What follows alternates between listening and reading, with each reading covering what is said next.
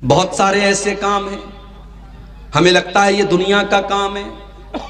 शादी करना, बीवी का हक अदा करना, बच्चे पैदा करना और बच्चों की तरबियत करना, ये तमाम चीजें तो हमें लगता है कि दुनिया का काम है।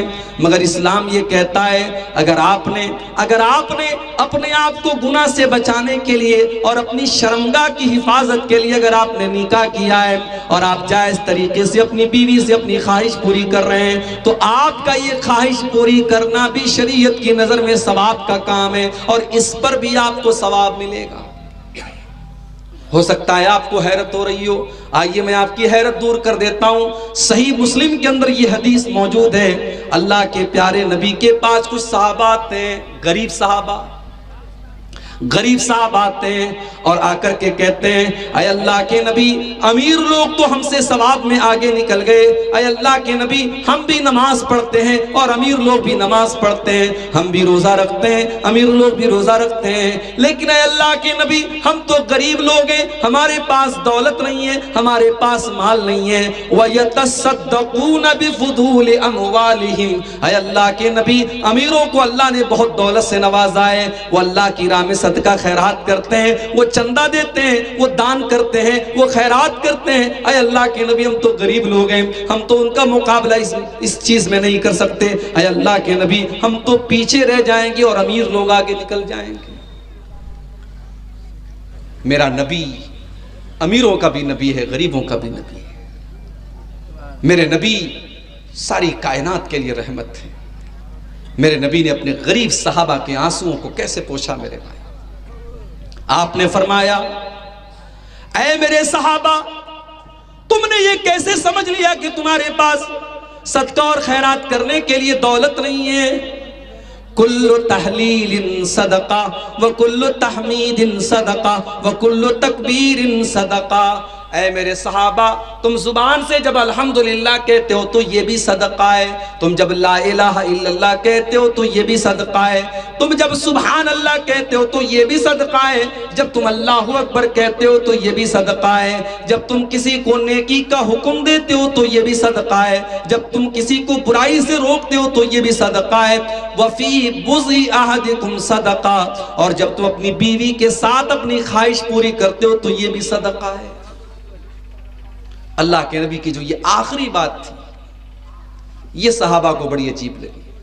अय अल्लाह के नबी क्या कह रहे हैं आप, बीवी के साथ ख्वाहिश पूरी करना भी सदका है। आपने फरमाया हाँ, अगर इंसान यही अमल नाजायज तरीके से करे, जिनाकारी का रास्ता अपना ले, बदकारी का रास्ता अपना ले, अल्लाह को नाराज करने वाला रास्ता अपना ले, बेहयाई का रास्ता अपना ले, तो क्या उसके ऊपर गुनाह होगा कि नहीं होगा?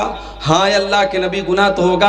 आपने फरमाया जब हलाल और जायज तरीके से एक इंसान अपनी बीवी के साथ अपनी ख्वाहिश पूरी कर रहा है तो इस जिनसी ख्वाहिश के पूरा करने पर भी उसको सवाब मिलेगा। ये है मेरा इस्लाम, ये है मेरा दीन।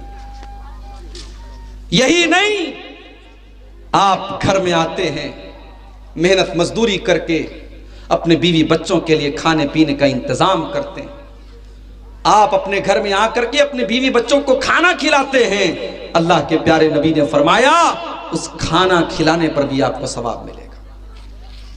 बुखारी के अल्फाज है, अल्लाह के नबी फरमाते हैं मा मिन नफक़तिन तबतगी बिहा वजहल्लाह, तुम जिस खर्च के जरिए अल्लाह को राजी करते हो उस पर तुम्हें सवाब मिलेगा। हत्तल लुक़मतल्लती तज़उहा फी इमरातिका, यहाँ तक कि तुम अपनी बीवी के मुंह में जो लुकमा डालते हो, तुम अपनी बीवी को जो खाना खिलाते हो, उस लुकमे पर भी तुमको सवाब मिलेगा। बीवी को खाना खिला रहा इंसान, ये तो प्योर दुनिया का काम है, मगर इस्लाम ये कहता है इस दुनिया के काम पर भी तुम्हें सवाब मिलेगा, क्योंकि तुम बीवी को खाना इसलिए खिला रहे हो क्योंकि वो तुम्हारी शरीके हयात है, वो तुम्हारी लाइफ पार्टनर है, वो तुम्हारी जीवन संगिनी है, तुमने निकाह किया है उसके साथ, उसका हक है तुम्हारे ऊपर, इसलिए तुम उसको खाना खिला रहे हो। अल्लाह को राजी करने के लिए अगर तुम बीवी को भी खाना खिला रहे हो उस पर भी तुम्हें सवाब मिलेगा। इस्लाम की ये तालीम नहीं है आप पूरे मुल्क का इंतजाम चलाएं और बीवी को छोड़ दें। आप किसी स्टेट के मुख्यमंत्री बन जाएं और आपकी बीवी बच्चे ना हो, इस्लाम की ये तालीम नहीं है। इस्लाम इसको कतई नापसंद करता है कि आप शादी ना करें और आप बाल बच्चे पैदा ना करें, आप बीवी का हक अदा ना करें, आप बच्चों का हक अदा ना करें। ये इस्लाम की तालीम नहीं है। बहुत सारी बातें इशारों में कही जाती है, समझते रहें आप। इस्लाम की यह तालीम नहीं है कि आप बीवी बच्चों की जिम्मेदारियों से आजाद, आप साहब पूरे देश की सेवा कर रहे हैं और आप अपने परिवार को छोड़ दें, अपनी बीवी को छोड़ दें। ये इस्लाम की तालीम नहीं। जो सारे समाज के लिए अच्छा है, जो सारे मोहल्ले के लिए अच्छा है, जो सारे देश के लिए अच्छा है, उसको सबसे पहले अपने परिवार के लिए अच्छा होना पड़ेगा। इसीलिए अल्लाह के प्यारे नबी फरमाते हैं, खैरुकुम ले अहलिही व अना खैरुकुम ले अहली। ओ लोगो, तुम में सबसे बेहतरीन इंसान वो है जो अपने परिवार के लिए अच्छा हो, अपने बीवी बच्चों के लिए अच्छा हो, अपने अहल व अयाल के लिए अच्छा हो, और मैं अपने परिवार के लिए सबसे अच्छा हूं, मैं अपनी फैमिली के लिए सबसे अच्छा हूं। अगर एक तरफ अल्लाह के नबी सहाबा के दिलों के ऊपर राज करते हैं, अगर एक तरफ अल्लाह के नबी सहाबे किराम के सरदार हैं और सहाबे किराम के इमाम हैं, तो दूसरी तरफ आप आयशा और खदीजा के शौहर भी हैं, आप फातिमा और ज़ैनब के बाप भी हैं। आपने एक बेहतरीन बाप का किरदार भी अदा किया और आपने एक बेहतरीन शौहर का भी किरदार अदा किया। यही वजह है जब एक मर्तबा कुछ सहाबा अल्लाह के नबी की बीवियों के पास आते हैं और आकर के पूछते हैं कि अल्लाह के नबी की इबादत के बारे में हमको बताइए, और जब अल्लाह के नबी की इबादत के बारे में उनको बताया जाता है, बुखारी के अल्फाज हैं, फ़कअन्नहुम तक़ाल्लुहा, उन्हें लगता है कि अल्लाह के नबी तो बहुत कम इबादत करते हैं, बस इतनी ही नमाज पढ़ते हैं, बस इतना ही रोज़ा रखते हैं। उनको लगा कि अल्लाह के नबी को तो, चूँकि अल्लाह के नबी तो बख्शे बख्शाए हैं, आप तो अल्लाह के आखिरी नबी हैं, आपको तो नेकी करने की कोई खास ज़रूरत भी नहीं है, नेकी करने की तो हमको ज़रूरत है। इसलिए तीनों ने आपस में ये वादा किया। एक ने कहा कि आज के बाद मैं रात भर नमाज पढ़ूंगा, रात भर नमाज पढ़ूंगा। एक ने कहा मैं आज के बाद कंटिन्यू रोजा रखूंगा। एक ने कहा मैं शादी ही नहीं करूंगा, बीवी बच्चों के झमेले में नहीं पड़ूंगा। तीनों ने ये बात अच्छे मकसद के लिए कही, अल्लाह को राजी करने के लिए कही, मगर इस्लाम के खिलाफ थी उनकी ये बात। इसलिए जब अल्लाह के नबी को पता चला, आपने तीनों को बुलवाया और आपने फरमाया, क्या तुम लोगों ने ऐसी ऐसी बात कही है? हाँ अल्लाह के नबी, हमने ऐसी ऐसी बात कही है। आपने फरमाया, सुनो, मैं तुम सबसे ज्यादा अल्लाह से डरने वाला और तुम सबसे ज्यादा अल्लाह का तकवा मेरे दिल में है, लेकिन मैं नमाज भी पढ़ता हूँ और रात में आराम भी करता हूँ। इसीलिए रात की नमाज को तहज्जुद कहते हैं। तहज्जुद का मतलब क्या होता है? सो करके उठना। ये नोट कर लो, तहज्जुद का मतलब क्या होता है? सो करके उठना। इसीलिए उलमा कहते हैं कि रात भर जाग करके इबादत करना ये ठीक नहीं है, थोड़ा सा सो करके उठें और फिर आप इबादत करें, ये नबी की सुन्नत है। और तहज्जुद के लफ्ज़ भी यही पता लगता है। आपने फरमाया उसल्ली व अरकुद, मैं रात में तहज्जुद भी पढ़ता हूँ और आराम भी करता हूँ, और मैं व असूम व उफ्तिर, मैं रोज़ा भी रखता हूँ और मैं इफ्तार भी करता हूँ। मैं नफिल रोज़ा भी रखता हूँ और कभी नहीं भी रखता हूँ। कभी कभी दिल चाहा तो रख लिया, कभी मैंने नहीं रखा। यानी फ़र्ज रोज़े की बात नहीं, नफिल रोज़े की बात हो रही है कि नफिल रोज़ा में कंटिन्यू नहीं रखता हूँ, कभी रखता हूँ कभी नहीं रखता हूँ। वह तज़व्वजतु, और मैंने शादियाँ भी की हैं, मेरी 9 बीवियाँ हैं और मैं 9 बीवियों का हक अदा कर रहा हूँ, और यही मेरा तरीक़ा है और यही मेरी सुन्नत है। फ़मन रग़िबा अन सुन्नती फ़लैसा मिन्नी, जो मेरे तरीक़े पर नहीं चलेगा उसका मुझसे कोई ताल्लुक़ नहीं है। आज कितने लोग हैं माशाअल्लाह 5 टाइम के नमाजी हैं, चेहरे पर भरपूर सुन्नत वाली दाढ़ी है, माथे पर जबरदस्त सजदे का निशान है, लेकिन घर में जब बीवी के सामने जाते हैं तो जल्लाद बन जाते हैं, आंखें अंगारा बन जाती हैं, बीवी बच्चे उनको देख करके डर जाते हैं। माफ करना मेरे भाई, आपका अखलाक सारे जमाने के लिए अगर अच्छा है और बीवी बच्चों के लिए अगर आपका अखलाक अच्छा नहीं है तो आप दीनदार नहीं हैं, आप अच्छे इंसान नहीं हैं, आप अच्छे मुसलमान नहीं हैं। अगर आपका अखलाक अच्छा है तो बीवी के साथ भी आपका अखलाक अच्छा होना चाहिए, बच्चों के साथ भी आपका अखलाक अच्छा होना चाहिए। कभी कभी तो मैं अपने बारे में महसूस करता हूँ, रात रात भर मैं तकरीर कर रहा हूं, बीवी बच्चों को छोड़ करके। मुनासिब नहीं है, मुनासिब नहीं है मेरे भाई। कभी कभार की बात है, ठीक है, लेकिन अगर इसको एक मामूल बना लिया जाए, महीने महीने भर हम तकरीरें करें और बीवी बच्चों को छोड़ दें, गलत है ये। बहुत सारे लोग, हमारे बनारस के करीब एक जगह पड़ती है मऊ, अभी कल मेरा मऊ में प्रोग्राम था रात में। मऊ के लोगों ने बताया कि साहब यहाँ का कारोबार बनारस की तरह वहां भी साड़ी का कारोबार होता है, पावरलूम चलते हैं वहां पे। अब पावरलूम का कारोबार कुछ दिनों से अच्छा नहीं चल रहा है, तो अब मऊ के बहुत सारे लोग सऊदी अरब में जाकर के नौकरी कर रहे हैं। 15,000, 20,000, 25,000 रुपया महीना मिल रहा है। अब मऊ के अंदर रह करके बेचारे मेहनत करके 8,000, 10,000 कमा रहे थे, वहां 15-20,000 मिल रहा है। बेचारों के पास कोई ऑप्शन नहीं था, वो सऊदी में जाके रह रहे हैं। अब हालात क्या है? शादी हो गई, बीवी आई, 1 महीना ये बीवी के साथ रहे, उसके बाद साहब ये सऊदी चले गए। अब बीवी यहां अकेली रह रही है। अब आप अंदाजा लगाएं कि कितना बड़ा फितना है ये, कि बीवी यहां है, शौहर सऊदी अरब में है, और 2 साल के बाद अपनी बीवी के पास आता है। जाहिर है बीवी को शौहर की जरूरत है, शौहर को बीवी की जरूरत है। हमने रोजी रोटी के नाम पर बीवी का हक मारा, गलत है मेरे भाई। हम थोड़ा कम खा लें, 2 रोटी के बजाय 1 रोटी खा लें। हम थोड़ा हम अपने लाइफ स्टाइल में हम समझौते कर लें, अपनी जिंदगी में हम समझौते कर लें, मगर बीवी बच्चों को हम टाइम दें, उनको उनका हक दें। ये शरीयत की तालीम है, ये जनाब मोहम्मद रसूलुल्लाह सल्लल्लाहु अलैहि वसल्लम की तालीम है। अल्लाह के नबी के एक सहाबी हैं, उनका नाम है सलमान फारसी। सलमान फारसी के एक बहुत अच्छे दोस्त हैं, उनका नाम है अबू दरदा। सलमान फारसी मक्का के मुहाजिर हैं और अबू दरदा मदीना के अंसारी हैं। दोनों में बहुत अच्छा दोस्ताना है, भाईचारा है। हजरत सलमान फारसी को पता चला कि मेरे दोस्त अबू दरदा का ये हाल है कि वो रात रात भर नमाज पढ़ते हैं और दिन में वो रोजा रखते हैं, और बीवी बच्चों से उनको कोई मतलब नहीं है, बीवी का हक अदा नहीं करते, बीवी की तरफ तवज्जो नहीं देते। ताली दोनों हाथ से बजती है। इसीलिए अब्दुल्ला बिन अब्बास कहते हैं कि अगर औरत मेरे लिए सजती है, मेरे लिए मेकअप करती है, मेरे लिए अच्छा कपड़ा पहनती है, तो मेरी भी जिम्मेदारी है कि मैं बीवी के लिए अच्छा कपड़ा पहनूं। बीवी कोई मशीन नहीं है बच्चा पैदा करने की कि आपने बस उसको एक मशीन बना के रख दिया।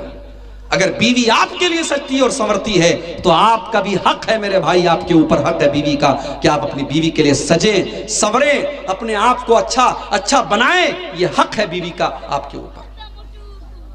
हजरत अबू दरदा बीवी से कोई मतलब ही नहीं रखते थे।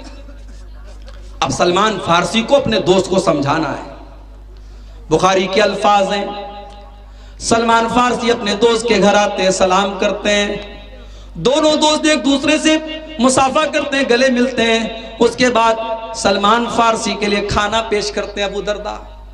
सलमान फारसी कहते हैं खाना आप खाएंगे तब मैं खाऊंगा। अबू दरदा कहते हैं भाई मेरे मैं तो रोजा हूं, मैंने नफिल रोजा रखा है।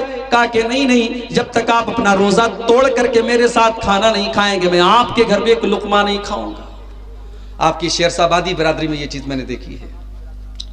हमारे यहाँ ऐसा नहीं होता कि मेहमान के दस्तरखान पे, हमारे यहाँ क्या होता है, खाना रख दिया, अब मेहमान अपने से निकाल रहे। यहाँ मैंने देखा, यहाँ भी देखा, बंगाल में भी देखा कि प्लेट में मेहमान को निकाल के दिया जाता है। इसको मेहमान नवाजी, इसको माना जाता है कि साहब मैं आपको निकाल के, मैं गोश्त आपको दूंगा, मैं चावल आपको दूंगा, मैं रोटी आपको दूंगा, आप खुद से नहीं लेंगे। ये मेहमान नवाजी इसको कहा जाता है।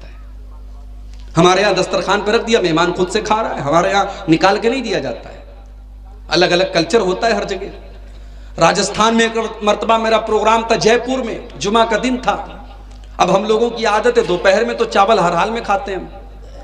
अब दोपहर का टाइम था, गोश्त आया, रोटी आई, मैं खा लिया। अब मैं खा करके बैठा हूं कि साहब चावल आएगा। 10 मिनट हो गया, चावल नहीं आया। लोगों ने कहा मौलाना क्या हुआ, पानी पी लीजिए। मैंने कहा साहब चावल। बोले चावल नहीं चलता है, कल्चर है वहां, रोटी ही चलती है, चावल नहीं चलता है। और कहीं जाओ तो लोग पूछते मौलवी साहब भात खावे ना रोटी खावे ना। मैं कहता हूं भाई मैं दोनों खाऊंगा, भात भी खाऊंगा, रोटी भी खाऊंगा, कोई एक चीज नहीं, दोनों खाऊंगा। मेरे यहाँ दोनों चीजें मेरे कल्चर में शामिल है। कहीं कहीं खाने के बाद मिठाई आती है, कहीं पहले मिठाई आती है फिर खाना आता है। कल्चर की बात है। हजरत अबू दरदा ने कहा कि आप मेरे साथ बैठ करके खाना खाएंगे तब मैं खाना खाऊंगा। बेचारे ने रोजा तोड़ा अपना। देखो दोस्त के लिए रोजा तोड़ दिया। अब ये अब यहाँ से ये फतवा मत लेके चले ना, मौली साहब ने कहा है रमज़ान में कोई दोस्त आए तो जल्दी से रोज़ा तोड़ दो। रमज़ान का रोज़ा नहीं तोड़ना है, नफिल रोज़े की बात है, नफिल रोज़े की बात है, आम रोज़ा। नफिल रोज़े में भी अगर ख़ास नफिल रोज़ा है, मिसाल के तौर पे मुहर्रम की 10 तारीख का रोज़ा है, अरफा का 9 तारीख का रोज़ा है, वो नहीं तोड़ेंगे आप। आम नफिल रोज़ा है और कोई वजह आ गई तो आप तोड़ सकते हैं। तो हज़रत अबू दरदा ने रोज़ा तोड़ दिया, खाना खाया दोस्त के साथ, मगरिब की नमाज पढ़ी, इशा की नमाज पढ़ी। रात इशा की नमाज के बाद थोड़ी सी रात का हिस्सा आया, हजरत अबू दरदा खड़े होकर के तहज्जुद की नमाज पढ़ने लगे। हजरत सलमान फारसी ने कहा कि रुक जाओ, अय अबू दरदा, भी तहज्जुद की नमाज का टाइम नहीं हुआ है, अभी रुक जाओ।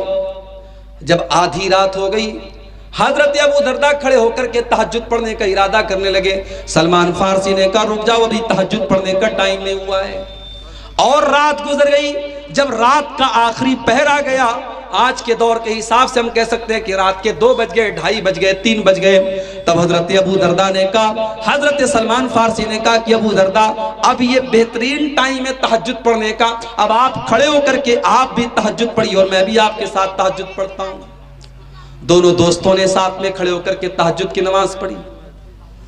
उसके बाद जब तहज्जुद पढ़ चुके, हजरत सलमान फारसी कहने लगे, ऐ मेरे भाई अबू दरदा, एक दिन मैं आपके घर आया, मैंने देखा कि मेरी भाभी के बाल में न तो कंघी है, न बाल में उन्होंने तेल लगाया है, न कपड़े में खुशबू लगाई है। मैंने अपनी भाभी से पूछा, मैंने आपकी बीवी से पूछा कि आपने ये क्या हुलिया बना के रखा है, तो आपकी बीवी ने मुझसे बताया कि मेरे शौहर अबू दरदा को अपनी बीवी से कोई मतलब ही नहीं है, मैं किसके लिए बाल में तेल लगाऊं, मैं किसके लिए अपने बालों में कंघा करूं, मेरे शौहर को तो मुझसे कोई मतलब ही नहीं है। ऐ अबू दरदा, आपका ये तरीका गलत है। इन्ना लिज़ौजिका अलैका हक्का, ऐ अबू दरदा, आपकी बीवी का भी आपके ऊपर हक है, आपकी आंखों का भी आपके ऊपर हक है, आपके मेहमान का भी आपके ऊपर हक है, और आपके रब का भी आपके ऊपर हक है। ऐ अबू दरदा, सबको सबका हक दीजिए, तब जाकर के आप इस्लाम के ऊपर अमल करने वाले बनेंगे। थोड़ी देर के बाद फजर की नमाज का टाइम हुआ। हजरत अबू दरदा मस्जिद में आते हैं और अल्लाह के प्यारे नबी के साथ फजर की नमाज पढ़ते हैं, और फजर की नमाज पढ़ने के बाद अल्लाह के प्यारे नबी को पूरा मामला बताते हैं, और पूरा मामला बताने के बाद कहते हैं, अय अल्लाह के नबी, आज सलमान फारसी ने मेरा रोज़ा तोड़वा दिया, आज उसने तहज्जुद की नमाज में रात भर पढ़ता था, उसने रात के आखिरी पहर में मुझसे पढ़वाई, और आखिर में सलमान फारसी ने ऐसी बात कही है। अल्लाह के प्यारे नबी ने फरमाया, अय अबू दरदा, सदक़ सलमान बिल्कुल सही कह रहे हैं, सलमान बिल्कुल ठीक कह रहे हैं, उन्होंने कोई गलत बात नहीं कही है। तो ये इस्लाम है मेरे भाई। इस्लाम सिर्फ नमाज पढ़ने का नाम नहीं है, इस्लाम एक मुकम्मल लाइफ स्टाइल का नाम है। इस्लाम ये कहता है कि आप जब बाजार में जाएं, जब आप कारोबार करने जाएं, जब आप बिजनेस करने जाएं, तो वहां पर भी आपको इस्लाम के ऊपर अमल करना है। वहां पर भी आपको ये देखना है कि आप जो बिजनेस करने जा रहे हैं वो हलाल है कि हराम है, वो जायज़ है कि ना जायज़ है। ऐसा नहीं है कि आप पैसा कमाने के मामले में आज़ाद हैं। आज हमारे बहुत सारे नौजवान मोबाइल के ऊपर 3 पत्ती गेम खेल रहे हैं। आज मोबाइल के ऊपर बहुत सारे ऐसे ऐप आते हैं जो जुआ खेला जाता है, और हमारा नौजवान उन ऐप्स के अंदर जुआ के जरिए पैसा कमा रहा है। हो सकता है कि आप लाखों करोड़ों कमा लें, मगर जिस चीज को शरीयत ने जुआ करार दिया और जिस चीज को शरीयत ने हराम करार दिया, मेरे भाइयों, उस कमाई के जरिए आपके घर में कभी बरकत नहीं आ सकती, कभी बरकत नहीं आ सकती। आप जब पैसा कमाने के लिए जाएं तो वहां भी इस्लाम ये कहता है कि आपको हलाल तरीके से पैसा कमाना है। अल्लाह के प्यारे नबी फरमाते हैं, ला तज़ूलु क़दमा इब्ने आदम मिन इंद रब्बिही यौमल क़ियामा, क़यामत के दिन इंसान अपनी जगह से हिल नहीं पाएगा, इंसान अपनी जगह से टस से मस नहीं हो पाएगा जब तक 5 सवालों का वो जवाब नहीं दे देगा। पहला सवाल किया जाएगा, अन उम्रिही फीमा अफ़ना, मेरे बंदे तूने 40 साल की, 50 साल की, 60 साल की अपनी जिंदगी को कहाँ गुजारा। दूसरा सवाल, वअन शबाबिही फीमा अबला, तूने अपनी जवानी को कहाँ गुजारा। तीसरा सवाल, वअन मालिही मिन ऐन इक्तसबहू, तूने माल कहाँ से कमाया, सूद और ब्याज से कमाया, रिश्वत से कमाया, जुआ से कमाया, सट्टे से कमाया, क्रिकेट गेम के अंदर सट्टे से कमाया, मोबाइल ऐप के अंदर सट्टे से कमाया, तूने पैसा कहां से कमाया? चौथा सवाल, वफीमा अनफकहू, तूने माल कहां पर खर्च किया? और पांचवा सवाल, वमाजा अमिला फीमा अलिमा, तूने जो इल्म हासिल किया उसके ऊपर अमल कितना किया? तो ये है इस्लाम। इस्लाम दुनिया को भी एक बेहतरीन जिंदगी बनाने की गारंटी देता है। शर्त यह है कि आप दो चीजें अपने अंदर पैदा कर लें। मैं फिर से वही आयत रिपीट कर रहा हूं, सूरह नहल की, कुरान के 14वें पारे की आयत। मर्दों को भी आयत याद कर लेनी चाहिए, औरतों को भी आयत याद कर लेनी चाहिए। इस आयत में फार्मूला बताया गया कामयाबी का। मन अमिला सालिहम मिन ज़करिन औ उन्सा व हुवा मुमिनुन फलनुहियन्नहु हयातन तय्यबा, जो भी मर्द या औरत नेक अमल करेगा और वो ईमान वाला होगा, हम उसे पाकीज़ा जिंदगी अता फरमाएंगे। अभी मैं रास्ते में आ रहा था बनारस से, मोबाइल पर मैसेज आया, नागपुर के अंदर एक मुसलमान लड़की की शादी गैर मुस्लिम के साथ हो रही है। लड़की का नाम शमा बानो, लड़की का नाम शमा बानो और लड़की के बाप का नाम मोहम्मद हबीब। मुसलमान लड़की है और शौहर का नाम क्या है? मनोहर। मनोहर के साथ शादी हो रही है और बाकायदा लड़की के माँ बाप ने बाकायदा शादी का कार्ड छपवाया है और कार्ड बाकायदा हिंदी में है और ऊपर ओम गणेशाय नमः भी लिखा है और नीचे बाकायदा हिंदू पद्धति के मुताबिक शादी करने की और विवाह करने की बात लिखी है। ये हालात है आज, ये हालात है आज। आज कितनी मुसलमान लड़कियां आज गैर मुस्लिमों के साथ फरार हो रही हैं मेरे भाई। महाराष्ट्र के अंदर से रिपोर्ट आती है, कई लाख मुसलमान लड़कियों ने कोर्ट मैरिज किया है और गैर मुस्लिमों के साथ उन्होंने शादी करके अपना धर्म भी परिवर्तित कर लिया, अपने मजहब को बदल दिया। मेरे भाइयों, एक कौम की हैसियत से क्या यह हमारे लिए शर्म से डूब मरने का मकाम नहीं है कि हम अपनी बेटियों को इस्लाम की और तौहीद की अजमत भी नहीं बता पाए, हम उनको ईमान का मतलब भी नहीं बता पाए। हमारी बेटियां आज इश्क और मोहब्बत के झूठे ढकोसले के नाम पर अपने ईमान से समझौता कर रही हैं, अपने दीन से समझौता कर रही हैं और इस्लाम को छोड़ने के लिए तैयार हैं। अरे ये ईमान तो इतनी कीमती दौलत है कि सुमैया से इसी ईमान को तो छोड़ने का मुतालबा किया था अबू जहल ने। ऐ सुमैया, तू मोहम्मद के दीन का इनकार कर दे, तू ला इलाहा इल्लल्लाह का इनकार कर दे। ऐ सुमैया, मैं तुझे टॉर्चर नहीं करना चाहता, मैं तुझे तकलीफ देना नहीं चाहता, मैं तेरे बेटे अम्मार के सामने और तेरे शौहर यासिर के सामने तुझे नंगा करना नहीं चाहता। ऐ सुमैया, अगर तू अब भी इस्लाम को छोड़ दे तो मैं तुझे तकलीफ देना छोड़ दूंगा। मगर सुमैया को पता था, सुमैया को पता था अगर ईमान को दांव पे लगा के अगर दुनिया में सुकून की जिंदगी पा भी लिया तो ये जिंदगी किसी काम की नहीं है। अगर दुनिया में पैसे कमा लिए, दुनिया में जिंदगी गुजार ली और ईमान को दांव पे लगा दिया तो वो जिंदगी किसी काम की नहीं है। सुमैया ला इलाहा इल्लल्लाह को छोड़ने के लिए तैयार नहीं हुई, उनको नंगा कर दिया गया। बाप के सामने, उनके शौहर के सामने और उनके जवान बेटे के सामने उनको नंगा कर दिया गया और बड़े दर्दनाक तरीके से उनकी शर्मगाह के ऊपर हमला करके अबू जहल ने उनको शहीद कर दिया। और इस्लाम के अंदर पहला खून बहाने वाली खातून का मकाम हजरत सुमैया को मिला। मेरे भाइयों, अबू जहल ने सुमैया को कत्ल तो कर दिया, सुमैया के जिस्म से जान तो निकाल ली, मगर सुमैया के चेहरे पर वो जो मुस्कुराहट थी, वो जो जन्नत में जाने की जो आरज़ू थी, वो जो जन्नत में जाने की जो तड़प थी, अबू जहल उसको न मिटा सका। अबू जहल सुमैया के दिल से ईमान को नहीं निकाल सका। ओ मेरी प्यारी माओ बहनों, आज सुमैया को तुम कैसे भूल गई? ओ मेरे नौजवान साथियों, आज चंद टकों के वक्त में अपने दीन और ईमान का सौदा करने को तैयार हो जाते हो। क्या तुमने बिलाल हबशी की जिंदगी नहीं पढ़ी? हाँ, बिलाल हबशी कोई हैंडसम तो नहीं थे, कोई बहुत खूबसूरत तो नहीं थे, काले कलूटे थे, हबशा के रहने वाले थे। जैसे सारे हबशी होते वैसे बिलाल भी हबशी थे।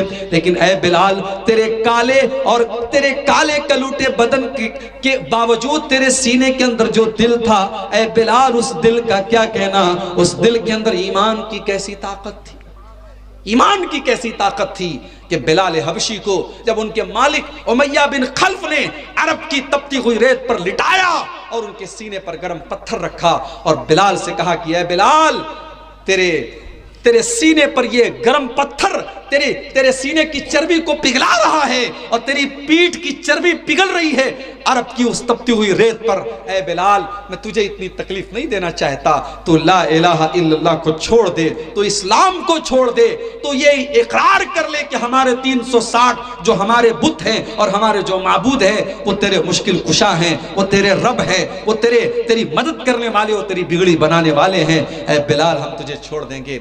बिलाल, तू खूबसूरत तो नहीं है, तू हमारे नौजवानों की तरह हैंडसम तो नहीं है, तेरा हेयर स्टाइल तो बहुत अच्छा नहीं है, मगर है बिलाल, तेरे अंदर ईमान की खूबसूरती है, तेरे दिल में ईमान की रोशनी है, तेरे सीने में ईमान वाला दिल है। बिलाल ने अपने सीने की चर्बी को पिघलाना गवारा कर लिया, अपनी पीठ की चर्बियों को पिघलाना गवारा कर लिया, मगर बिलाल ने तौहीद से कोई कॉम्प्रोमाइज नहीं किया। और बिलाल की जुबान से अगर निकला तो एक ही लफ्ज निकला, अहद अहद अहद, मेरा रब एक है, मेरा माबूद एक है, मेरी पेशानी झुकेगी तो उस एक रब की बारगाह में झुकेगी। मैं तुम्हारे 360 माबूदों को अपना रब नहीं मान सकता, तो मेरी जान भी ले लो, मगर मैं तुम्हें अपना रब नहीं मान सकता।